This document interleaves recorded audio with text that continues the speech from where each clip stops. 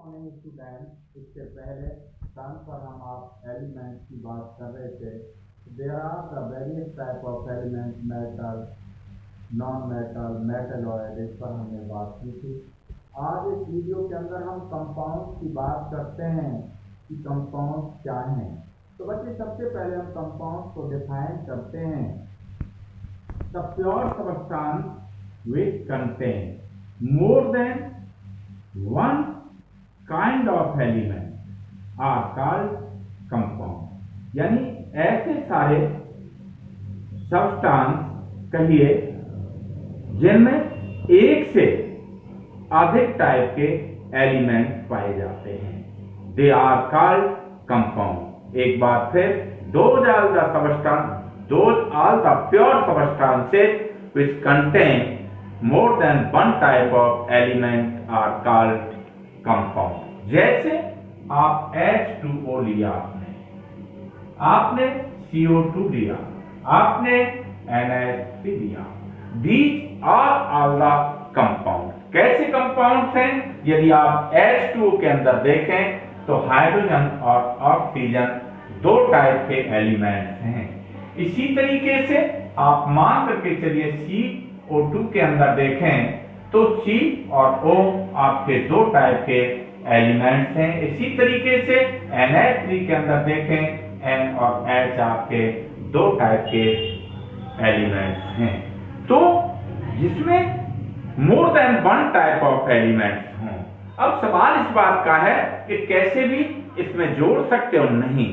Compound के लिए आपने एक बात का ध्यान और रखना पड़ेगा कि they are the element are associate या combined in the compound in fixed proportion ratio, यानी एक निश्चित अनुपात में मिलते हैं। जैसे H2O के अंदर हम देखें तो यदि H2O को आप ओपन करें तो 2:16, इट मीन दैट 1 रेशियो आपका 8, यानी वाटर के अंदर आपके हाइड्रोजन और ऑक्सीजन मास के हिसाब से 1:8 के अंदर आपके कंबाइन होंगे।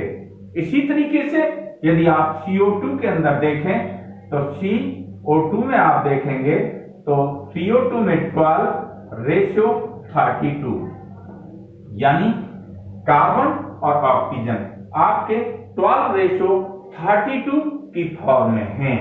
तो इसे आप सिंपल भी बना सकते हो, मान करके चलें।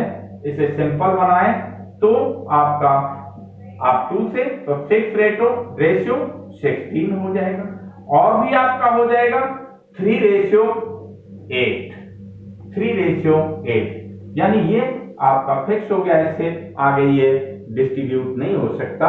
तो कार्बन डाइऑक्साइड में carbon and oxygen always combine with 3:8। तो ये आपने कंपाउंड की बात की कि कंपाउंड क्या है। आइए हम आगे बढ़ते हैं type of compound. Student, type of compound के अंदर आप देखेंगे type of compound, type of compound, ये आपके दो टाइप के होते हैं। एक organic compound, organic compound, and दूसरे आपके इनऑर्गेनिक कंपाउंड। बच्चे, आप ऑर्गेनिक कंपाउंड की बात करते हो तो those are the compound which contain one carbon content, यानी ऐसे सारे कंपाउंड जिनमें कार्बन जरूर पाया जाता है। रेस्पेक्ट आपका एक्सेप्ट कार्बन, यानी एक कंपोनेंट आपका C कंपल्सरी होगा। इसके अलावा आपका हाइड्रोजन हो सकता है, आपका ऑक्सीजन हो सकता है, आपका इसके अलावा हैलोजन हो सकता है, इसके अलावा आपका सल्फर हो सकता है, इसके अलावा आपका N हो सकता है।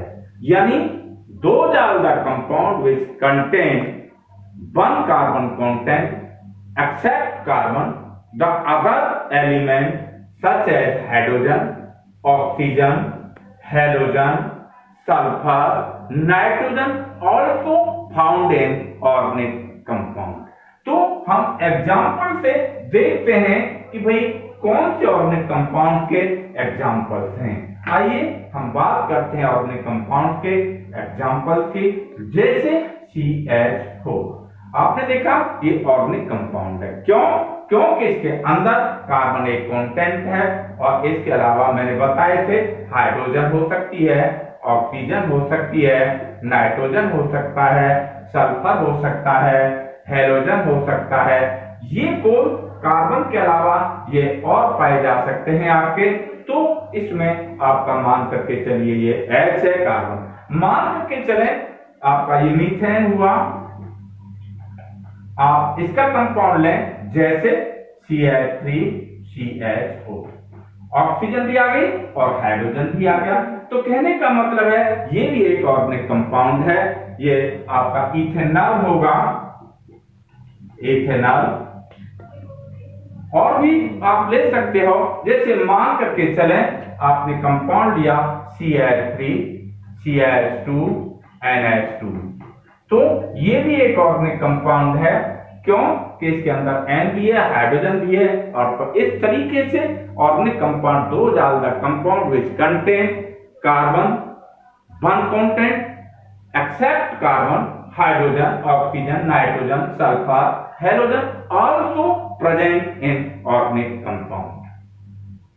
अब बच्चे यहां पर एक एक्सेप्शन भी है कि यदि आप CO2 की बात करते हो,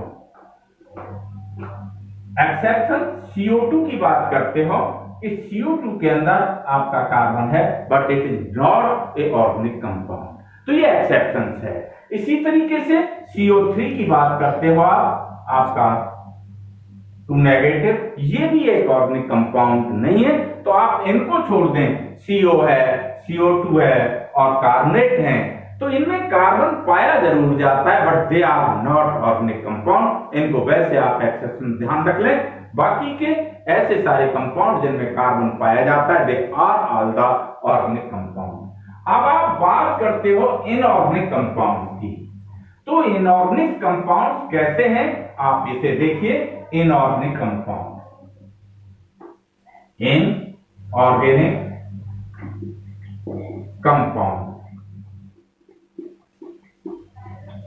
यानी इनऑर्गेनिक कंपाउंड के अंदर 114 में से कोई दो एलिमेंट मिनिमम आपके कंबाइन हो।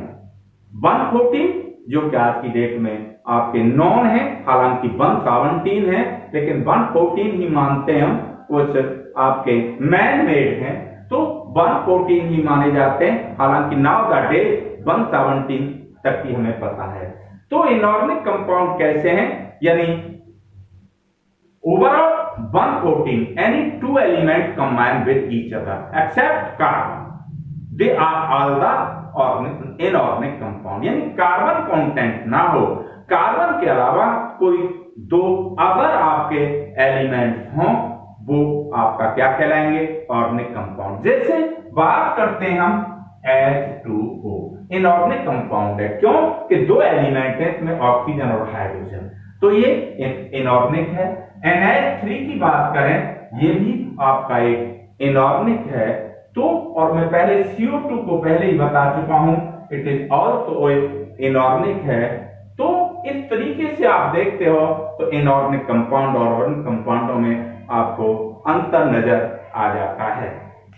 अब बात कंपाउंड की हो गई, अब हम देखते हैं नेक्स्ट आर्टिकल के अंदर मिक्सचर, यानी मिक्सचर क्या होते हैं, हमने बात करनी है मिक्सचर।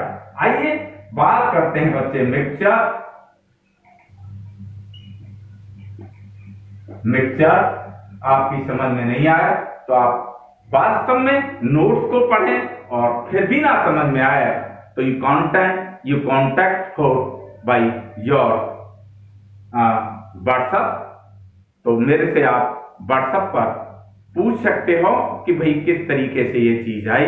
व्हाट्सएप नंबर आप पर है, तुम्हारा भी है, तो मैं आपको एक्सप्लेनेशन दे दूंगा। जरा ध्यान दीजिएगा, हमने बात मिक्सचर की करनी है। अभी हमने कंपाउंड की बात बताई थी, कि those are substances which contain more than one type of element, लेकिन प्योर वर्ड भी आता है वहां, those are pure substances। बंद कर बच्चे, आगे नेक्स्ट वीडियो के अंदर देखें।